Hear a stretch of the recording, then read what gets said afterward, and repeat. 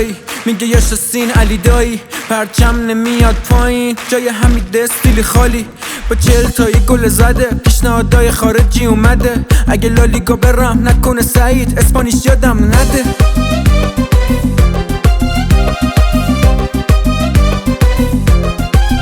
رو نیمکت که جات نیست تو روم سردار آزمون میاد رو چشات موت، مگه چی داره تو شامپوت؟ نگو بهم چه شجاعی خلیل زاده ترینم، پریدم نوک برج اماراتو بگیرم.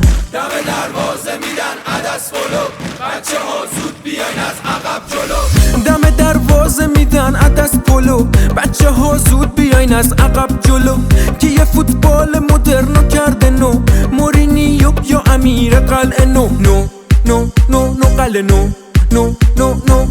مهاجم اگه باشه توی تهران هم میرسه پرتابای بیران ون، بازی با اسپانیا حیف باختن عوضشون جوری اوت انداختن. اوت اوت اوت اوت آقا اوت اوت اوت اوت.